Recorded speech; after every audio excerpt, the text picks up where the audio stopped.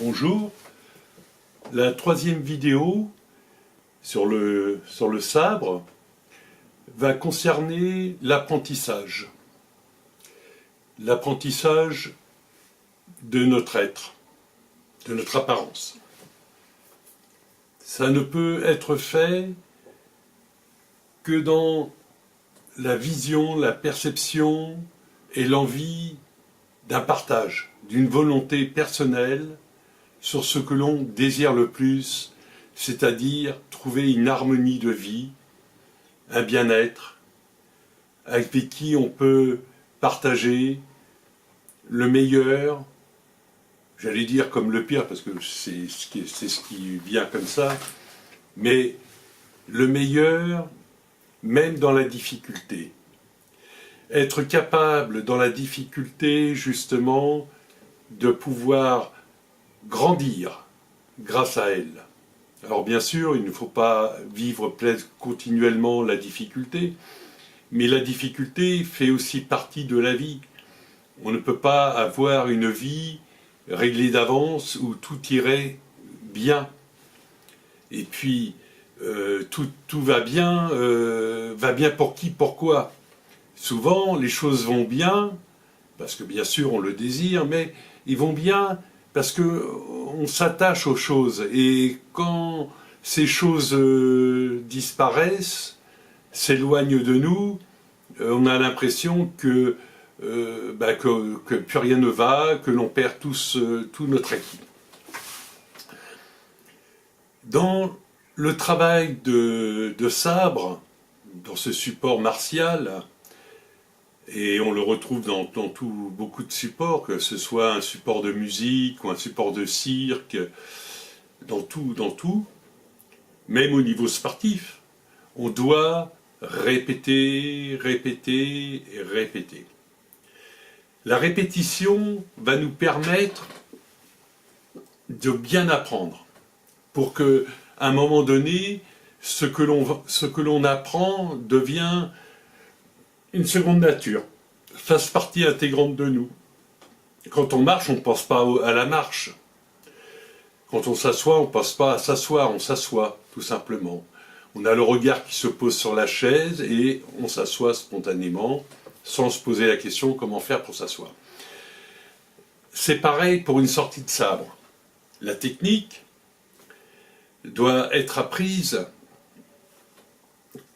sans attachement, sans obligation, juste être amené au geste juste. Mais pour cela, bien évidemment, il faut préparer son corps à accepter cette discipline.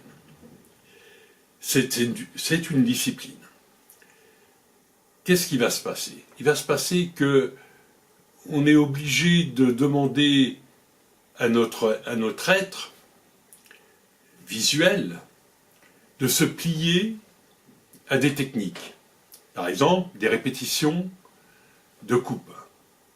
Mais on va faire des chiboulis, on va en faire une dizaine, vingtaine, cinquantaine, centaine, 100, 200, 300, 400, 500, et même plus à l'affilée.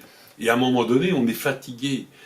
Et finalement, ce travail de répétition, c'est au corps qu'on l'apprend. C'est au corps. Et ce qu'il faut pour avoir un bon état d'esprit, parce qu'en fin de compte, comme j'expliquais, je pense que c'était dans la première vidéo, que c'est justement notre regard qui va transmettre à notre cerveau la façon dont l'on perçoit notre environnement. Si on est là à répéter, puis on fait « oh là là, c'est pénible et tout, encore », cette façon de voir les choses, on transmet à notre cerveau cette vision de mal-être, parce qu'on n'a pas envie de répéter, ça nous prend la tête, on préférerait plutôt rentrer chez soi, voilà. On n'est pas pleinement dans ce qu'on fait. Alors, pour pallier à ce manque de présence, il faut penser, et le zen japonais a été très bien pour ça, pour nous l'expliquer, c'est que dans chaque geste que l'on fait, c'est un geste unique. même répété, ce geste restera toujours unique. Et si l'on pense que chaque geste que l'on fait, même dans la répétition, est un geste unique, il n'y aura pas de problème, on sera toujours en découverte. À chaque geste que l'on fera, on sentira une lourdeur, une légèreté, une tension, un relâchement. Et ça, c'est déjà nous permettre d'apprendre à se connaître intérieurement. Parce que les sensations, c'est intérieur, c'est interne. Il y a le paraître, les techniques liées au corps, et les sensations, les émotions, c'est aussi intérieur. C'est aussi extérieur, bien sûr, c'est par rapport aussi à ce que l'on voit. Mais le fait de sentir que, par exemple, comme chaque répétition est unique, ça devient quelque chose d'interne à soi. Et on amène le corps à accepter ces conditions de répétition dans l'unité, dans le fait que ce soit unique à chaque fois. C'est pas pareil. Et quand notre corps, à un moment donné, acceptera de passer par ces moments qui peuvent paraître difficiles, techniquement, on verra, l'esprit aidera à la simplification de tous ces états. Voilà. Donc, la répétition du geste, de ne pas chercher à anticiper, laisser le temps au temps, on en reparlera du temps, on a plein de choses encore à parler, laisser le temps au temps pour que l'esprit enregistre. Parce qu'en fin de compte, c'est nous qui apprenons à notre esprit l'enregistrement.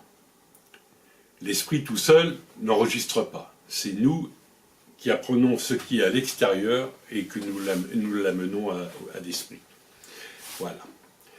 Bah écoutez, aujourd'hui c'est une petite vidéo, mais on continuera la prochaine fois. Voilà, bonne soirée.